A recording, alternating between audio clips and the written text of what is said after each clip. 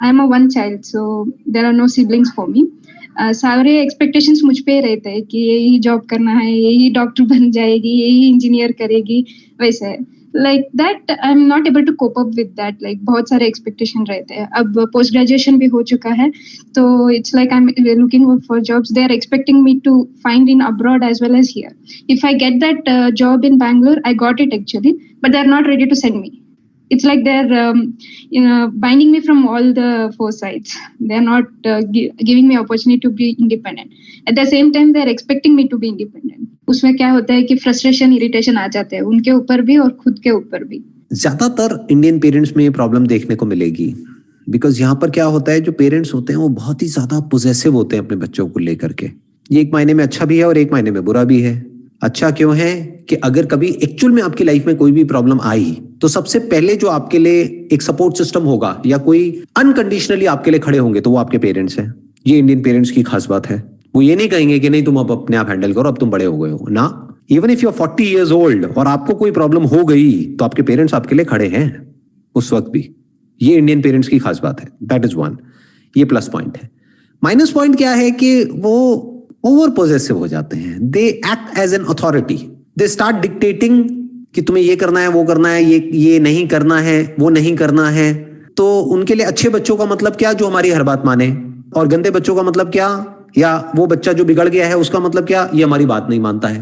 तो यहां पर समझना क्या है इंडियन पेरेंट्स को, जो बच्चे हैं वो कोई रोबोट्स नहीं है कि हमने उनको इंस्ट्रक्शन दिया और वो हमारे इंस्ट्रक्शंस के हिसाब से चलने लग गए।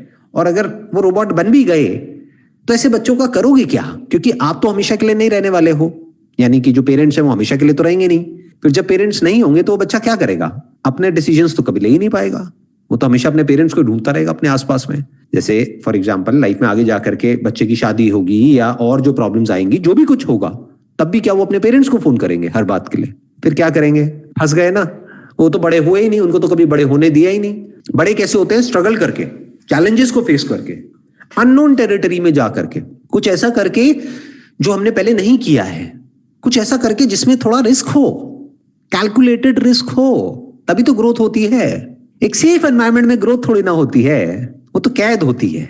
अब सवाल उठता है कि अगर हमारे ऐसे पेरेंट्स हैं तो हम क्या करें? तो आपको अपने आप से क्वेश्चन पूछना है कि आपके लिए इंपॉर्टेंट क्या है। इंडिपेंडेंटली अपना कुछ करना, अपनी लाइफ को अपनी टर्म्स पे जीना, या फिर एक अच्छी बेटी बन करके रहना। दोनों ऑप्शंस है। अच्छी बेटी का मतलब क्या है पेरेंट्स के पॉइंट ऑफ व्यू से देखा जाए तो, जो हमारी बात माने। तो जैसे ही आप अपना कुछ करोगे, इंडिपेंडेंटली अपने कुछ ऐसे डिसीजंस लोगे जो आपके पेरेंट्स के डिसीजन से अलग है, तो आप एक बुरी बेटी हो, आप अच्छे नहीं हो। तो आपको कुछ टाइम के लिए एक कॉन्फ्लिक्ट से होकर के निकलना पड़ेगा, कुछ फ्रिक्शन होगा, कुछ लड़ाई झगड़े होंगे, but that is part of life. उसी को तो हैंडल करना है, वही तो सीखना है कि उसको हैंडल कैसे करें। उससे डरना क्यों है? एक बात पक्की है कि आप कुछ गलत तो नहीं करने वाले। आप क्या बात कर रहे हो कि मेरे को, अभी मैं एक ऐसे टाउन में रहती हूँ जो सिटी से थोड़ा सा दूर है, तो मेरे को वहां पर जाकर के जॉब करनी है, मेरे को मिल रही है जॉब, तो इसमें गलत क्या है? Nothing wrong with it. तो fight for it, fight for what is right, what is your right.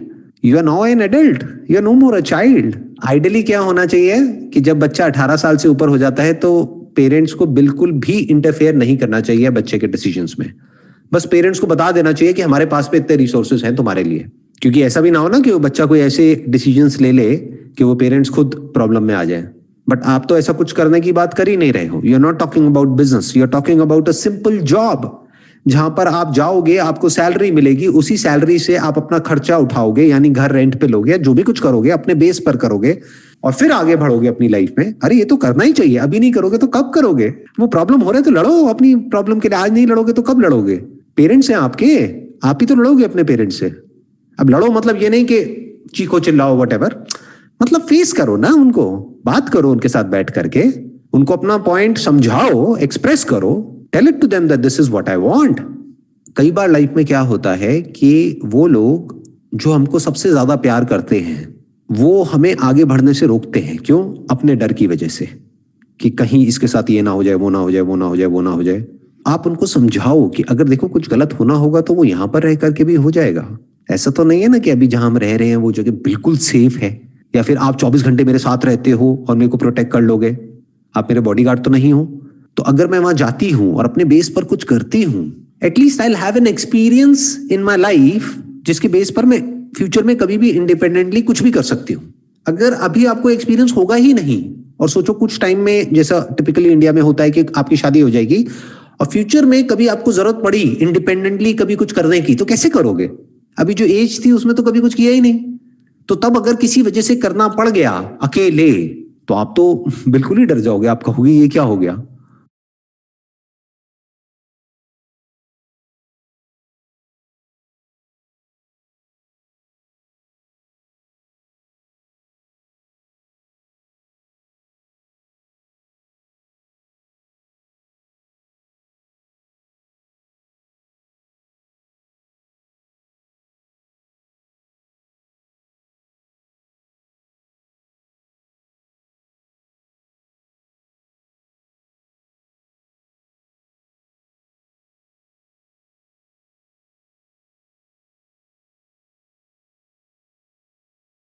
I'm a one child, so there are no siblings for me. सारे एक्सपेक्टेशंस मुझ पे रहते हैं कि यही जॉब करना है, यही डॉक्टर बन जाएगी, यही इंजीनियर करेगी, वैसे है। Like that I am not able to cope up with that. Like बहुत सारे एक्सपेक्टेशन रहते हैं। अब पोस्ट ग्रेजुएशन भी हो चुका है, तो it's like I am looking for jobs. They are expecting me to find in abroad as well as here. If I get that job in Bangalore, I got it actually, but they are not ready to send me. It's like they're binding me from all the four sides. They're not giving me opportunity to be independent. At the same time, they're expecting me to be independent. उसमें क्या होता है कि frustration, irritation आ जाते हैं उनके ऊपर भी और खुद के ऊपर भी। ज्यादातर इंडियन पेरेंट्स में ये प्रॉब्लम देखने को मिलेगी, बिकॉज यहाँ पर क्या होता है, जो पेरेंट्स होते हैं वो बहुत ही ज्यादा पोजेसिव होते हैं अपने बच्चों को लेकर के। ये एक मायने में अच्छा भी है और एक मायने में बुरा भी है। अच्छा क्यों है कि अगर कभी एक्चुअल में आपकी लाइफ में कोई भी प्रॉब्लम आई, तो सबसे पहले जो आपके लिए एक सपोर्ट सिस्टम होगा या कोई अनकंडीशनली आपके लिए खड़े होंगे, तो वो आपके पेरेंट्स हैं। ये इंडियन पेरेंट्स की खास बात है। वो ये नहीं कहेंगे कि नहीं तुम अब अपने आप हैंडल करो, अब तुम बड़े हो गए हो ना। Even if you are 40 years old और आपको कोई प्रॉब्लम हो गई, तो आपके पेरेंट्स आपके लिए खड़े हैं उस वक्त भी। ये इंडियन पेरेंट्स की खास बात है। That is one. ये प्लस पॉइंट है। माइनस पॉइंट क्या है कि वो ओवर पोजेसिव हो जाते हैं। They act as an authority. They start dictating कि तुम्हें ये करना है, वो करना है, ये नहीं करना है, वो नहीं करना है।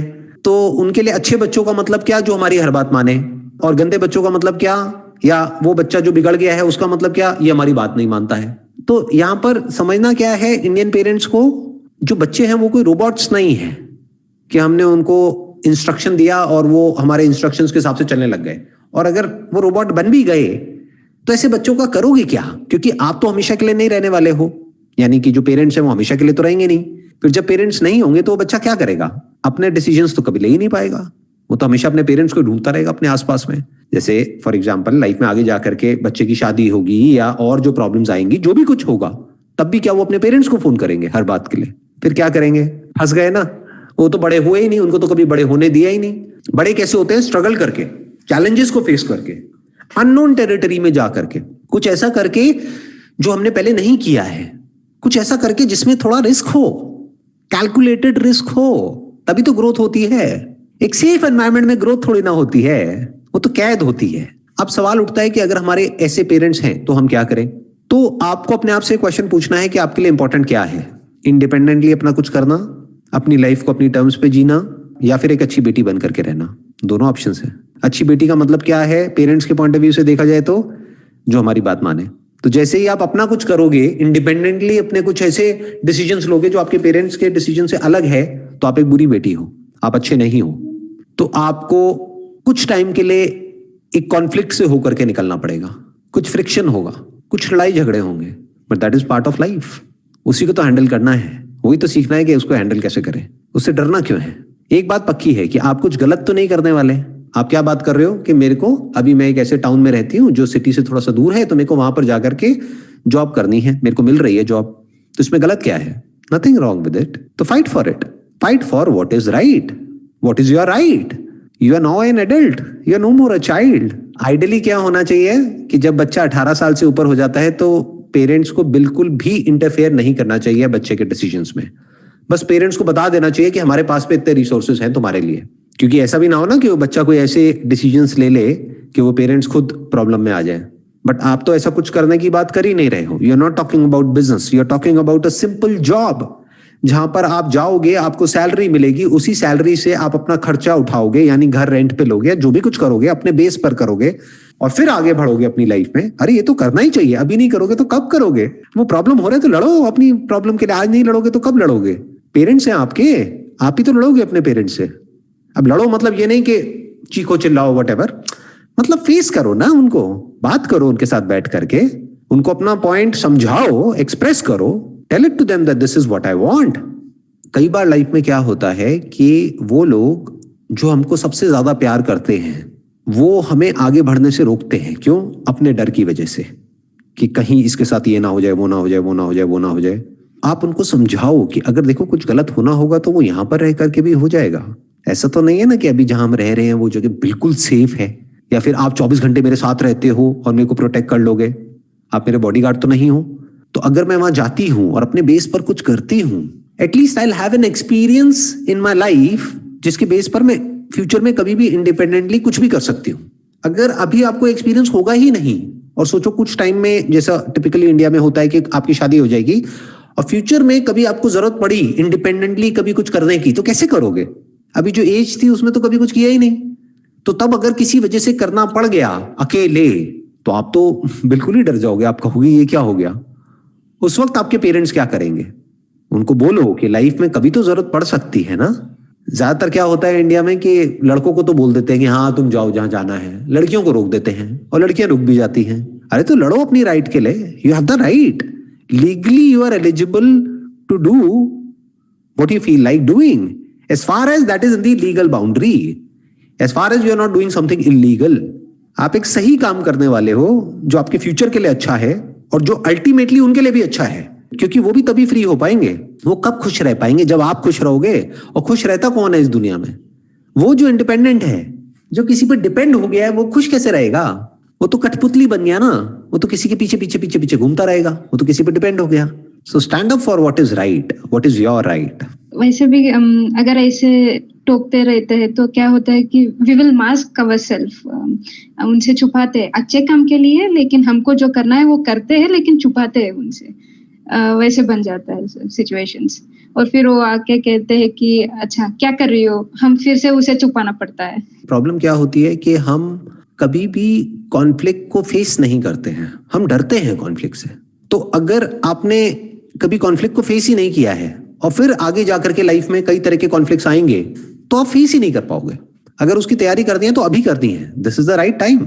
झूठ नहीं बोलना है, कुछ भी छुपाना नहीं है, कुछ गलत थोड़ी ना कर रहे हो तो छुपाना क्यों है, डरना क्यों है? वो कोई बाहर वाले थोड़ी, आपके अपने पेरेंट्स हैं, क्या कर देंगे? ज्यादा से ज्यादा क्या करेंगे, बोलेंगे ही तो बोलने दो ना, आप भी बोलो, आपके पास में भी तो जबान है, बोलो, लड़ेंगे आप भी लड़ो, उसमें क्या बुराई है, बट पीसफुली लड़ो। तो अपने राइट के लिए खड़े होना सीखो, this is very very important in life. अगर ये नहीं किया तो कभी नहीं कर पाओगे। जब आपकी शादी हो जाएगी और आपका हस्बैंड अगर कुछ गलत करेगा, तो क्या उस वक्त भी यही सोचोगे कि अगर मैं कुछ बोलूंगी तो कहीं लड़ाई ना हो जाए, कहीं ये ना हो जाए? अभी आप कहोगे नहीं, लेकिन आप यही करोगे। क्यों? क्योंकि आदत ही नहीं है। अरे अपने पेरेंट्स से नहीं लड़ पा रहे, अपने पति से कैसे लड़ोगे? और कई बार लड़ना पड़ता है। कई बार अपना जो पॉइंट है, अपने पॉइंट को भी छोड़ो, आपका पॉइंट तो आपका पॉइंट ऑफ व्यू हो गया।